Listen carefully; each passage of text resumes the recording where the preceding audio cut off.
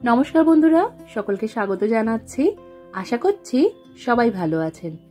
আজকে আমি আপনাদের সাথে সম্পূর্ণ নিরামিষ ভেজ কোরমার রেসিপি শেয়ার করছি।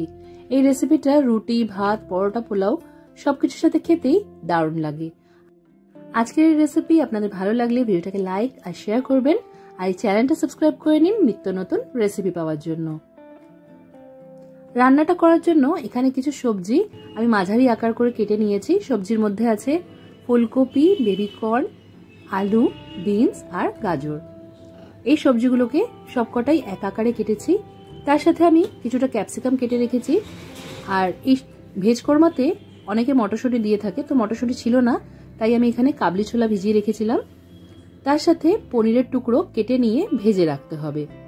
এবার এখানে ভেজ কোরমার যে গ্রেভিটা হয় সেটা ঘন করার জন্য আমি এখানে চিনে বাদামটাকে রোস্ট করে নিচ্ছি। ভেজ কোরমাতে পেঁয়াজ রসুনের ব্যবহার করা হয়, কিন্তু আমি এগুলো ব্যবহার করছি না। তাই এখানে গ্রেভিটা ঘন করার জন্য চিনে বাদামটা রোস্ট হয়ে গেলে এর মধ্যে আমি 1 টেবিল চামচের মতো সাদা তিল আর 6-7 টুকরোর মতো কাজু দিয়ে দিয়েছি। আপনারা এই রেসিপিটা কিন্তু পুরোপুরি কাজু, পোস্ত আর আমন্ড ব্যবহার করেও করতে পারেন, কিন্তু আমি এইভাবে করছি। এতে করে যেহেতু পোস্তর দাম আর কাজুর দাম একটু বেশি, তাই যারা নর্মালভাবে এটা করতে চান তারা এইভাবে করতে পারেন। তো এই সব কিছুকে ভালো করে রোস্ট করে নিয়ে একটু ঠান্ডা করে নিয়ে ফাইন একটা পেস্ট করে রাখতে হবে। তারপর এখানে সবজিগুলোকে একটু ভাপিয়ে নিতে হবে। তার জন্য একটা পাত্রে আমি 1 লিটারের মতো জল গরম করে নিয়েছি। জলটা যখন ফুটে যাবে তখন এর মধ্যে আগে থেকে যে সবজিগুলো কেটে রেখেছিলাম সেগুলো দিয়ে দেব। আমরা কিন্তু এই সময় ক্যাপসিকামটা দেব না, আজ যে কাবলি ছোলাটা ভিজিয়ে রেখেছিলাম সেটাও এই সময়ই দিয়ে দেব। এবার এই সবজিগুলোকে আঁচটা মাঝারি করে রেখে ঢাকা দিয়ে 4-5 মিনিটের জন্য ভাপিয়ে নেব। সবজি ভাপানো হয়ে গেলে এগুলো জলের থেকে ভালো করে তুলে নিতে হবে। তবে এই জলটা ফেলার দরকার নেই, এটা দিয়ে আপনারা ডাল তৈরি করে নিতে পারেন বা আটা মাখার জন্যও কিন্তু এই জলটা ব্যবহার করা যেতে পারে। তো এখানে জল ঝরিয়ে নিয়ে সবজিগুলোকে তুলে রাখছি।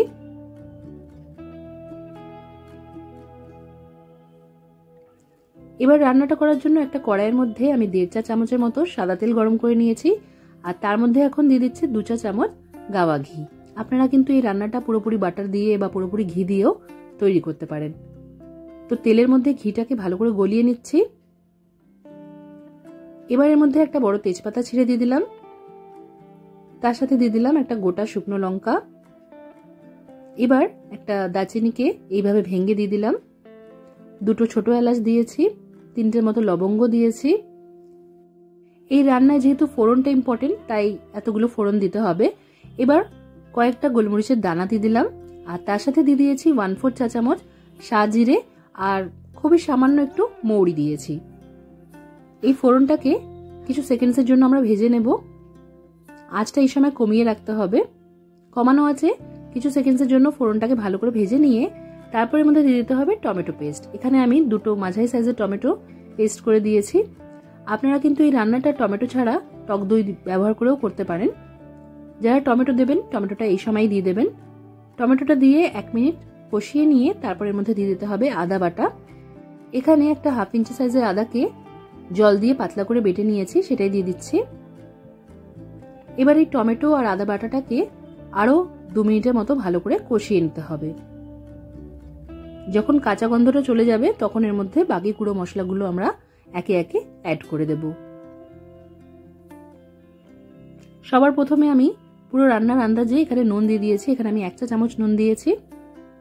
এবার দিয়ে দিচ্ছি 1 চা চামচ কাশ্মীরি লঙ্কার গুঁড়ো। আপনারা যারা এই রান্নাটা একটু সাদা সাদা দেখতে হবে বা সেরকম পছন্দ করেন, তাহলে কিন্তু কাশ্মীরি লঙ্কার গুঁড়োটা দেবেন না। তারপরের মধ্যে আমি 1 চা চামচ দিয়ে দিয়েছি জিরে গুঁড়ো আর 1 চা চামচ ধনে গুঁড়ো দিয়েছি।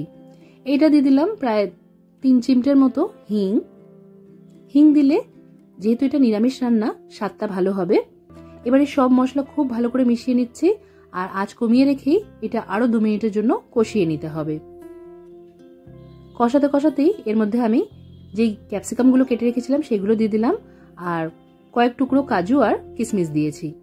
আপনারা পছন্দ না করলে কিন্তু কাজু কিশমিশটাকে বাদ দিতে পারেন।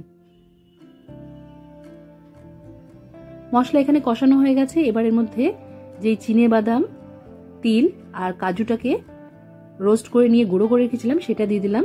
অল্প বাটি ধোয়া জল দিয়ে এবার এই সব কিছুকে খুব ভালো করে মিশিয়ে নিচ্ছি। এই রান্নাতে কিন্তু খুব বেশি গ্রেভি রাখা যাবে না, একটু মাখা মাখাই হবে। গ্রেভিটা ভালো করে মিক্স করে নেওয়ার পর এবার যে সবজিগুলো ভাপিয়ে রেখেছিলাম সেগুলো দিয়ে দিলাম। সবজিগুলোকে মশলার সাথে ভালো করে মিশিয়ে নিতে হবে, আর আঁচটা কমিয়ে রেখেই এরপর থেকে রান্না করতে হবে, কারণ এর মধ্যে যে আমরা পেস্টটা দিয়েছি সেটা খুব তাড়াতাড়ি টেনে যাবে। সবকিছু ভালো করে মিশিয়ে নিয়ে এবার দিয়ে দিলাম এর মধ্যে গরম মশলার গুঁড়ো 1 চা চামচ। এখানে আমি গরম মশলার গুঁড়োটা একটু বেশি ব্যবহার করেছি, যেহেতু এটা একটা কোরমার রেসিপি। একটু এই গরম মশলা যার মধ্যে দারচিনি, এলাচ, লবঙ্গ আছে তার স্বাদটা বেশ ভালো লাগে। এরপর এর মধ্যে দিয়ে দিয়েছি আমি কাসুরি মেথি। কাসুরি মেথিটাকে একটু রোস্ট করে নিয়ে গুঁড়ো করে দিয়েছি। এবার এই সবজিগুলোকে ভালো করে সেদ্ধ করার জন্য এর মধ্যে আমি দিয়ে দিয়েছি 1 কাপের মতো দুধ। দুধটাকে আগে থেকে জাল দিয়ে একটু ঠান্ডা করে নিতে হবে, তারপর দিতে হবে।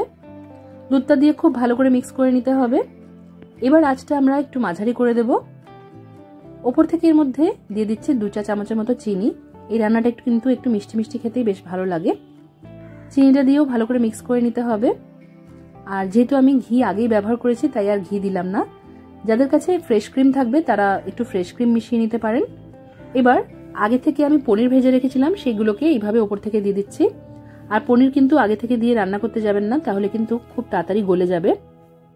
আমি যেহেতু এই পনিরটা ঘরেই তৈরি করেছি তাই এই সময় পনিরটা দিয়ে আরেকবার মিক্স করে নিয়ে ঢাকা দিয়ে আঁচটা 2 মিনিটের জন্য বাড়িয়ে দিয়ে এই গ্রেভির মধ্যেই সব সবজিগুলোকে ভালো করে রান্না করে নিলাম।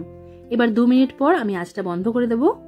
তৈরি হয়ে গেছে আমাদের ভেজ কোরমা। এই সময় আপনারা চেক করে নিতে পারেন সবজিগুলো ভালো করে সেদ্ধ হয়েছে কিনা।